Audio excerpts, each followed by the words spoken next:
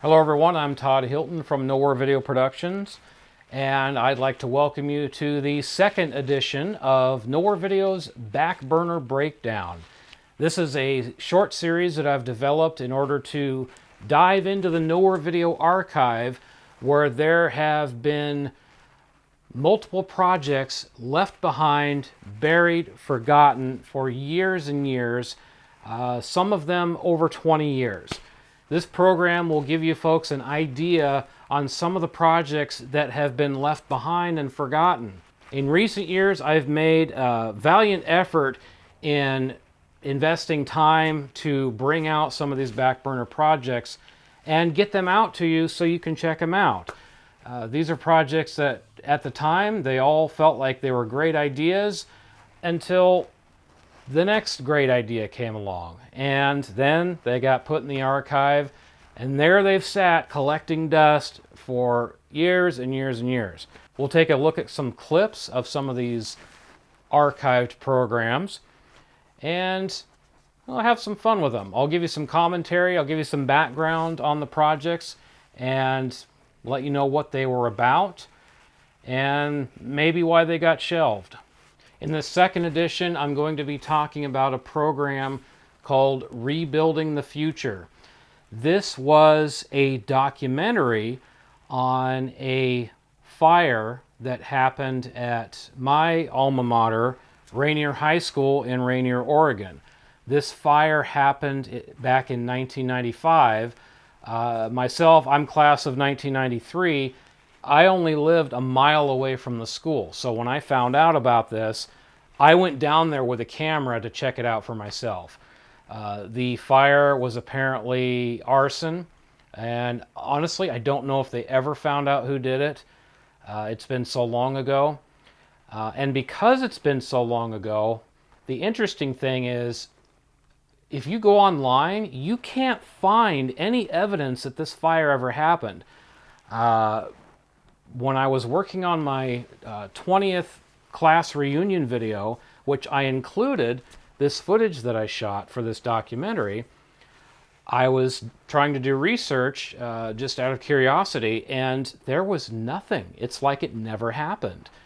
So at that point, I was very happy that I had this historical document recorded from when this happened, and I spent a lot of time on this.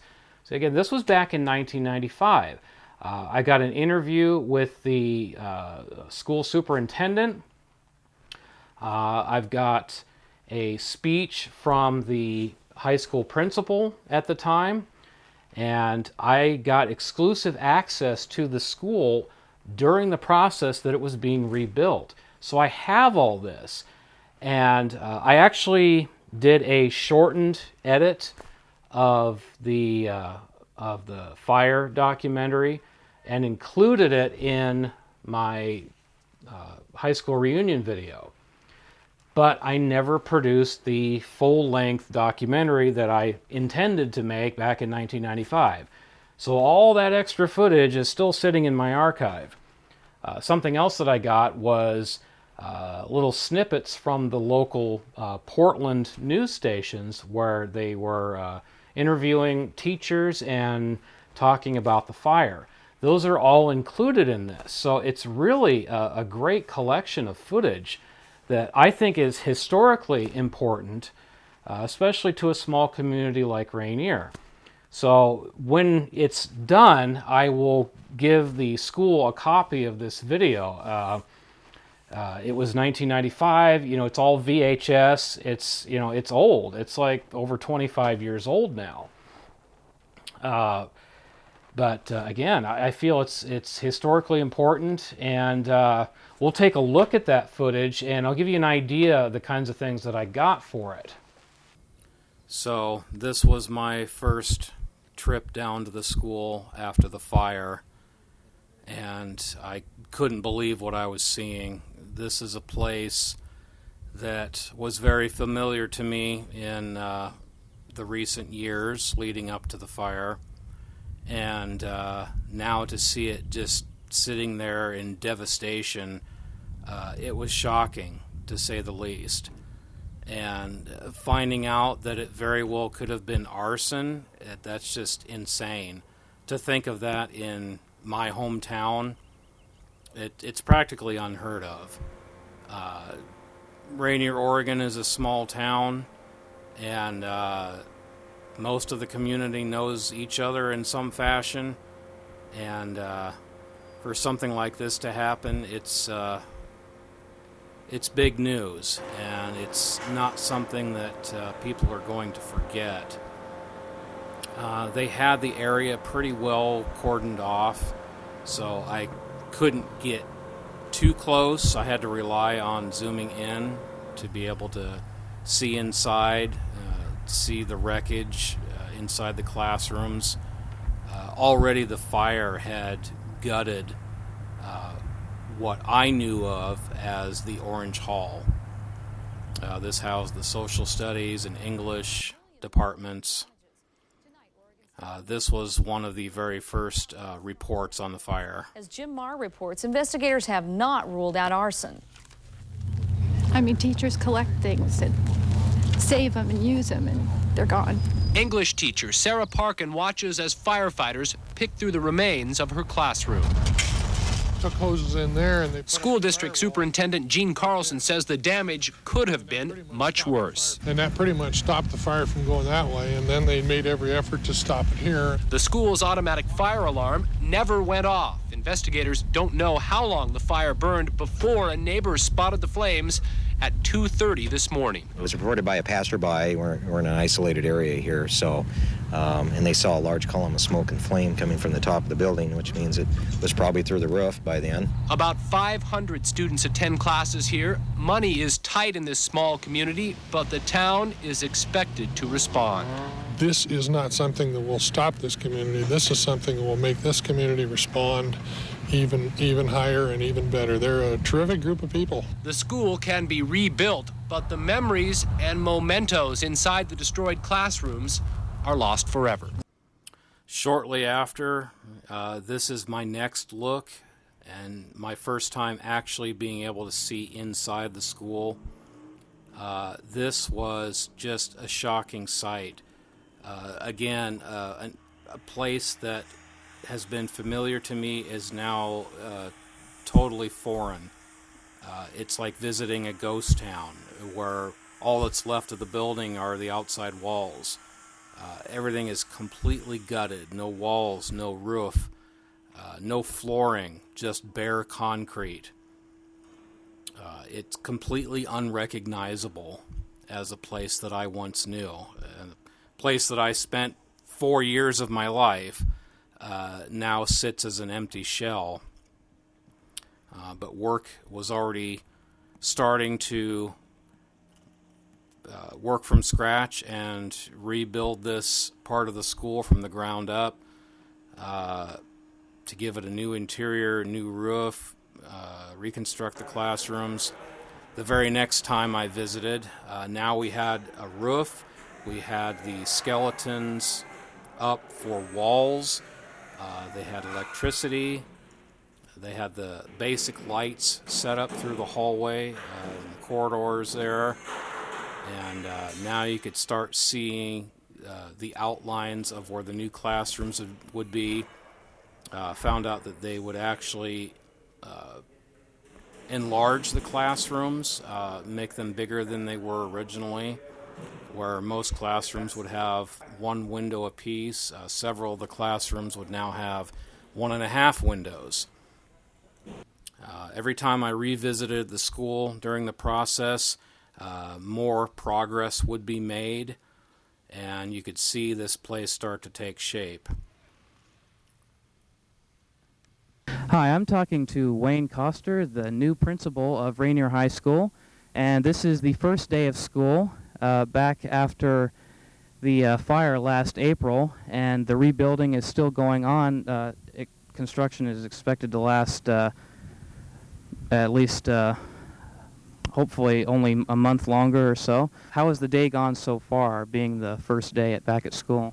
The first day's been really pretty good. We're doing some different activities this year to try and give the freshmen a better vision of what high school is all about, and at the end of the day, they'll be accepted as part of the student body. So they had a scavenger hunt and visited their teachers briefly this morning, and we have an abbreviated schedule this afternoon that everybody's running on. So after lunch here, we just started with third period, and things are going pretty good. That's good. Now, now I'm sure this isn't your first day here. How long have you actually been working with the school district here in Rainier? Actually, I was hired the last week of June and have been working at least 4 days a week starting the 1st of July. And then August, we've been pretty much working full-time. My family and I got moved in about the middle of August, so we hit the ground running. Among the charred remains of a Rainier High School building lies a bit of hope, a sign to move on. And they did. Students went back to school today after a week off when part of the school burned down. Thanks to hard labor, teachers were able to hold classes in temporary bungalows. The subject of the day, healing. I felt really mad. I wanted to Students and teachers talked about the fire and took time to grieve and recover what was left from burned out lockers and rooms. They found my radio. It still works. You have to clean it up. All my stuff, I only had 3 staplers and one a sheet that I accidentally had in my grade book went home. And that's all I have for 16 or 17 years here. School was only out for a week. At this point here in the video, this was my last walkthrough of the building before the grand reopening. Now it's a matter of completing the ceiling, adding finishing touches, installing the lockers, and putting in the new flooring. You can see it here really start to take shape into what it will become, and I have mixed feelings on it, of course, because I knew the school the way it originally looked, and it still seems foreign to me.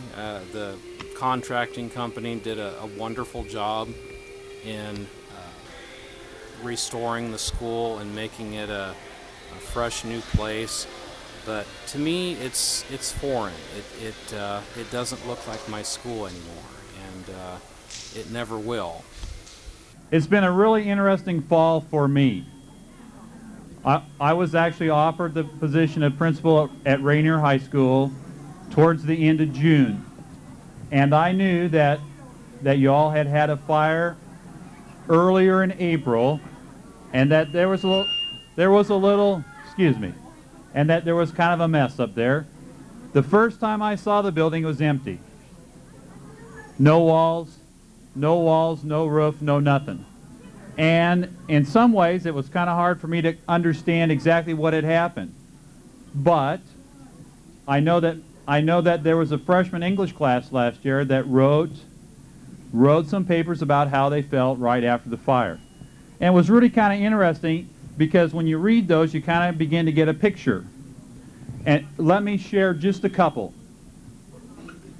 And all I did was take the first sentence of most of these papers. It starts out, shock, disbelief, numb, disgust. These are a few of the emotions I felt after I discovered that a destructive fire had swept through the halls of Rainier High School. Another student writes, no school, fire at Rainier High School. I overheard my mom say this to my sister the morning of April 17th. I couldn't believe it really was true. As the school burned, where were you? Safe and comfortable, most of us were at home asleep while the blazing inferno brought us together yet destroyed many lives. Last year when the fire happened, I think it's kind of a big shock to everyone. It's kind of something that when you're in grade school and mid school, you're like always kind of hoping the school will burn down, you know. Everyone kind of hopes that they don't have to go, but really when it happened, I think most people were kind of shocked, and they kind of, with me, I kind of like got angry. You know, you wondered who did it and all that, but the thing is, we've waited a long time for this new wing to open up. After the grand reopening ceremony and speeches, students were free to explore the new wing of the school and check it out, take a look in the new classrooms, and get an idea what it'll be like to go back to school there. This was my last look at the school, and this back burner project will be out soon. Thanks for watching.